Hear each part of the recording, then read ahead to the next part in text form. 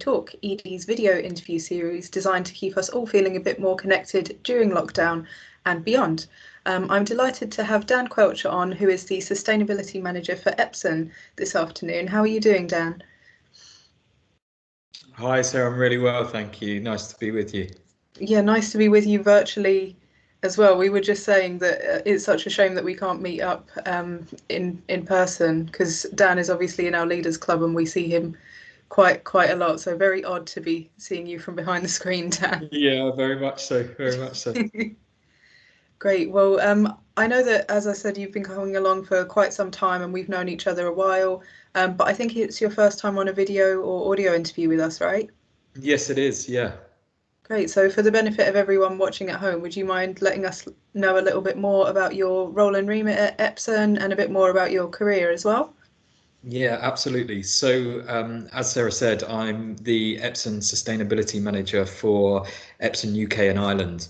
My remit is quite wide, and actually, in our discussion, we were just talking about the fact that actually there's a huge part of that which is not been possible this year. But basically, the remit is really four factors. So the first factor is the regulation, audit and compliance part of Epson as a business. So making sure that we are actually doing the right things and doing what we say that we're doing. So that's things like ISO 9001, ISO 14001, JSOX, all of those wonderful audits that we get usually around the turn of the financial year, which means that my April-May period is extremely busy. Is really the more interesting and fun bit for me, and that's coming out and giving presentations, meeting with our sales team and coming out and talking to either our resellers or our channel or our end users, talking at various events like the edie events, and just general networking and getting to know people in the industry and making sure I'm up to date with what's happening. And that's probably that 30% that I was talking about, which has kind of been removed this year, and it's really sad and actually quite soul destroying some days when you just can't leave your house. And then really the other two bits are sort of what we class as more of the CSR side of our business. So working with local businesses, charities, to really our Hemel Hempstead office, and that's a lot of volunteering. It's a lot of just general kind of help in the community that we do, working with schools there. So that's sort of the third bit. And then the final bit is kind of the future of the business and the technology and the circular economy and energy labels and all of these weird and wonderful things that are obviously coming into everybody's world over the next few years, really.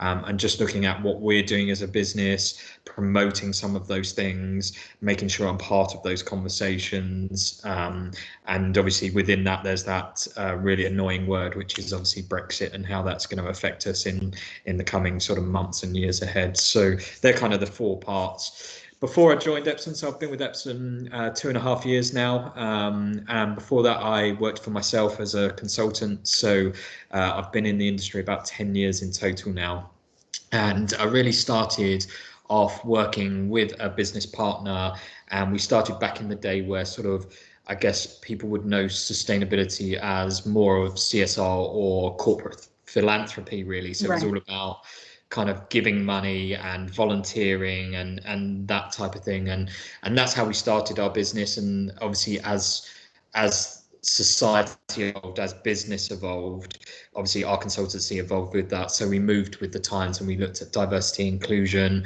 we looked at reporting, and the numerous reports that are now out there, we started doing those for businesses. And then really I got to the point where we were starting to sort of do what I kind of do now as my role, probably about 5 years ago, and that was around the time where I was actually doing my master's as well. So it was a really exciting time for us as a business, but for me personally, where we saw this massive change in the environmental sustainability world and just society recognizing it in a completely different way that it had before. You had the sustainability development goals coming in around that time. So it really was kind of the catalyst of where we are now, and all the kind of regulation, legislation and future work that we're now seeing really happening.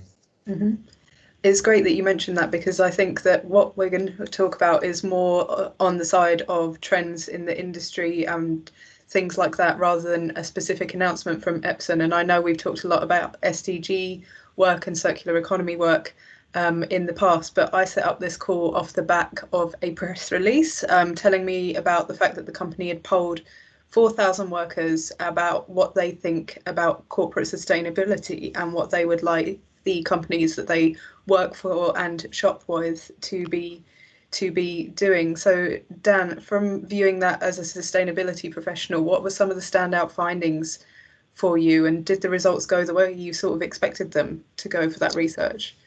Yeah, so the research has been really, really important for us as a business for two reasons. First, it has cemented some of the, I guess, ideas, theories that we'd been reading a lot and that we thought we knew. Mm-hmm. And, you know, really the research was able to actually give us some concrete data, but also some opinion and some knowledge on what we already knew. So that was why it was firstly important for us. The second reason is inevitably when you always do research like this, you find out things that you never thought you knew. So it's given us some of that opinion and those stats that we just didn't know, and that's equally exciting for us. So some of the kind of really key important things that have kind of come out of that for us. So we saw that 65% of all respondents, for example, believe that the environmental and social impact of businesses will become even more important as a result of COVID-19. So this was one of those stats where we had a pretty good idea that that's what people were thinking, and that's what kind of other research had showed us. But again, this was one of those where it concreted what we thought that we knew.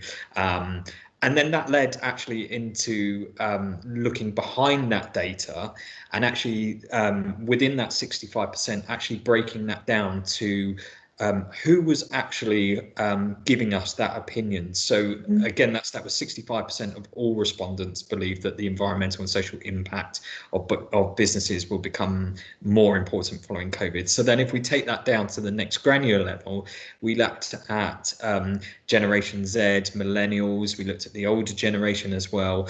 And we really found that actually it was, again, not unexpectedly, but cemented what we saw and what we already thought we knew. We saw that Generation Z and millennials believed that the environmental and social impact will become more important within their own business. So that was really important as well, really.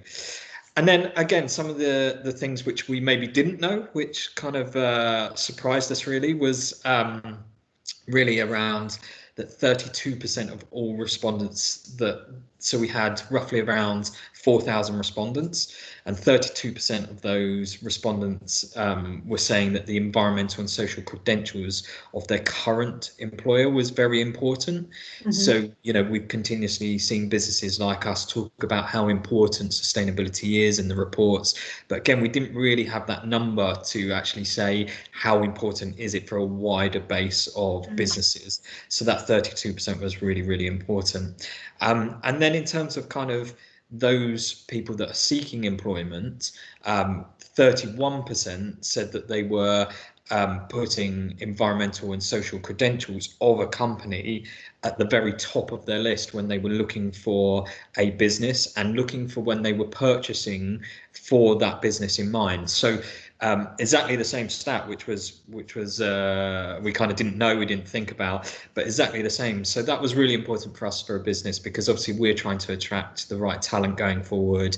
Our sustainability and environmental team grows year on year, and it was really important for us to understand, you know, we were seeing an increase in interviews, but it was really important for us to understand how important people put that above anything else when it came to looking at us as a business and coming to work for us.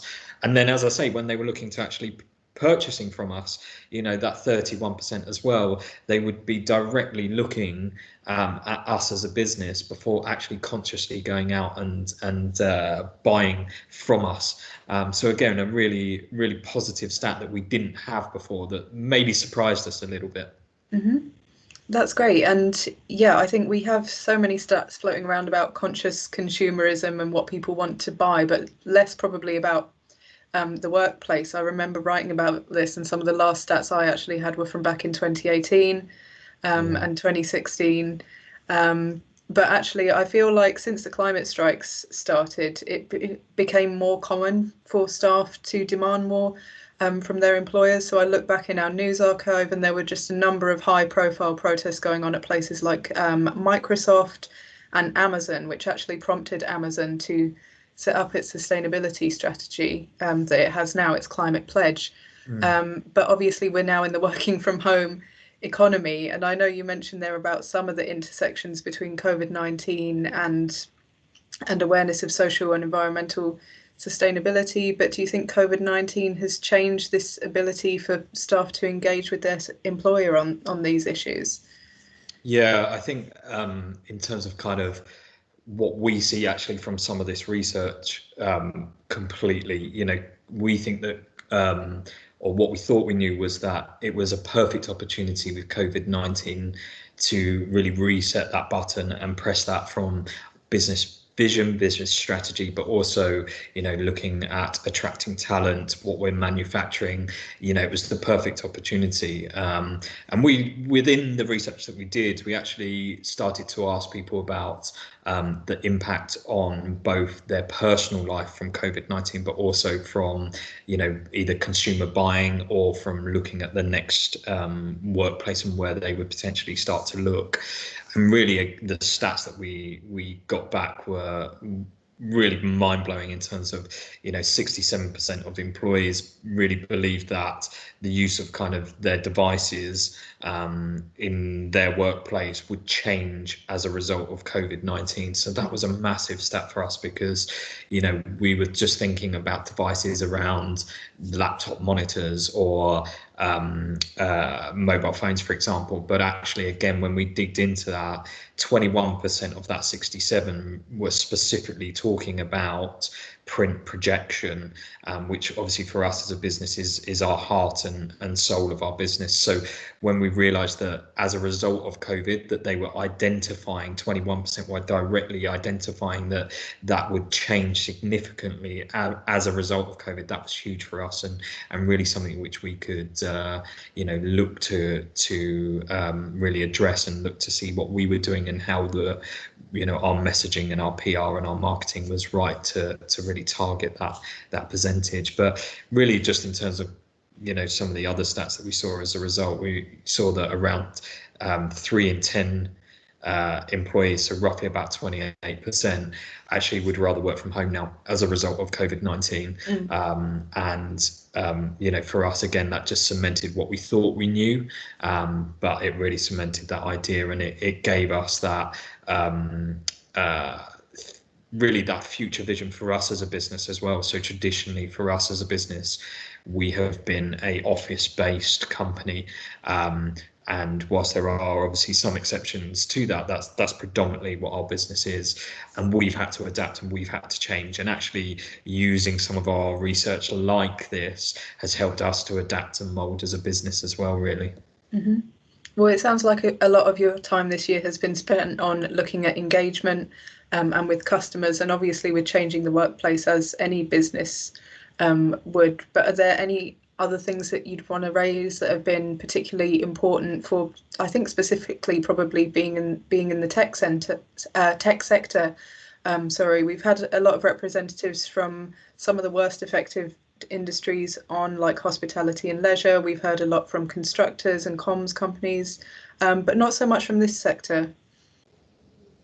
Yeah, I think for us, what's really interesting as a result of COVID-19, as I said before, is it's allowed ourselves, and we've seen it with our peers, to hit that reset button and have a look at what we're manufacturing and how quickly we can look at things like the circular economy, bringing in recycled plastics, and actually coming together as an industry.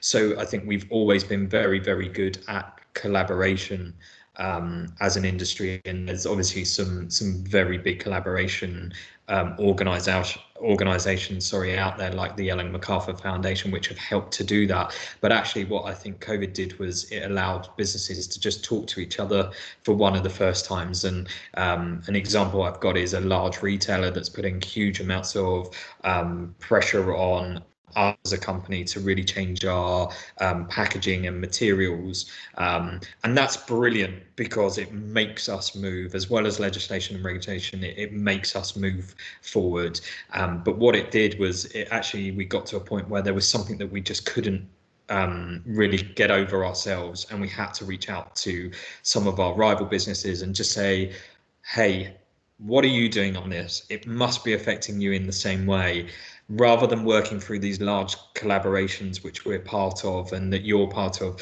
Is it possible we could just have some conversations ourselves? And we found that the industry was a lot more open to collaboration and working together and finding some solutions across a multitude of various things, whether it was technology, whether it was recycling, whether it was looking at Brexit and things that are obviously coming down the line with like energy labels, and all of these things. We just came together better, I think, as an industry. The really interesting thing for us as a business, I would say, was really in terms of the impact of COVID and how it changed us as a business and how we've adapted and evolved, is really just in terms of what we're selling. And if you look at us as a business and probably across the industry, it's probably of no surprise to somebody, listening that, consumable print was, on a downward trend. Traditionally, people stopped buying a printer for their home environment and they would print, at work. That was becoming increasingly likely. But actually, suddenly we were all back in our home office, and we just didn't have the technology that we needed. We didn't have printers, we didn't have projectors, we didn't have the right screens, we didn't, none of these things that we were necessarily set up for. And really for us as a business, that kind of whole turn on the head of not being able to necessarily sell things that were really booming before COVID and going back to things that maybe were in decline suddenly increased massively. And then as a business, there's probably areas that people don't know that we do. So, as a business, we're not just a print company. As I say, we do projection, we've got robotics, but we've also got like the signage part of our business as well. And probably a lot of people don't know that. So all of the signs that you've seen related to COVID-19, whether that's in shop windows or on floors or, all of those areas increased massively for us as a business. And whilst we were increasing across the signage industry as a whole, it was that again just came from nowhere and changed us as a business, and that's been really exciting. It's obviously had its challenges, and as a result of that, we've had to think about kind of the post-COVID conditions and what comes out of naturally comes out of that, not just in terms of what people are thinking about buying, but also us as a business. So yeah, it's been a really interesting time for us as a manufacturing business, and as I said, for us, it's, if there's any blessings in what's been a truly horrific time for us as a business, is that Epson haven't furloughed anybody. We've kept all of our staff up and running. We've made the best of being stuck in your home environment by having Epson lessons, having more webinars than we've ever had before, having more Teams meetings than we've been having before. We've had, team quizzes. We've had, we've got the Christmas quiz coming up. And of course, it's not the same. Of course, we want to see each other and work in the environment, but it's completely changed the way that we work as a business. And there's some real positives that have come out of that as well. Great. Well, Dan, we're running out of time thick and fast, but we have taken a great look back at 2020. But because we're almost at the end of the year, we're going to ask everyone that comes on a call with us for their professional New Year's sustainability resolution, and also the environmental resolution that they would like to see more businesses making for 2021 as well. So did you get a chance to think about these? Yeah, I thought it was a great question. So I think in terms of what is kind of my New Year's resolution for my work, it's simple, really. It's just to keep getting the sustainability message to individuals within my company. It's so easy to think that everybody knows what we're doing, whether it's recycling in our offices or about our technology. And actually the reality is we have new joiners every day, we have people leave every day, and we just obviously have a lot of people that we're doing new things all the time. We've just been EcoVadis Platinum rated. We've just been Responsible Business Alliance Platinum Manufacturer awarded. We've just released our new green report. Even though we're doing all of those things, and as a sustainability manager, I wish that everybody was picking up on them at the same rate that I pick up on them. The reality is that they're not. They've got their own work, they've got their own silos. So for me, it's about getting that message internally. And then really in terms of kind of the resolution for 2021 and what I want to see more businesses doing is actually just more collaboration at a lower level. We started to see that this year on really specific topics, and I really want to see businesses come together that wouldn't naturally come together. And I want to see the likes of Epson working with Amazon and with, I don't know, JD Sports on something that we would never ever think about working on before. But I want to see that collaboration happen. I want to see it happen for the right reasons, which is to solve some of the environmental and social issues that we've got, whether that's poverty or whether that's recycling. I want to see us have new collaborations, new ideas. And I think when you work with people that naturally aren't in your industry or doing what you're doing, that ideas come from nowhere and they're often brilliant. And that's what I love about those collaborations. So, anybody listening that wants to work with me or with Epson as a brand, the door's open. Just drop us an email and give us a call, because that really is my resolution, to help to solve some more issues that are out there in a kind of lower scale way. Mm-hmm. That's fabulous. Thank you so much, Dan, for your time. Thank you for having me.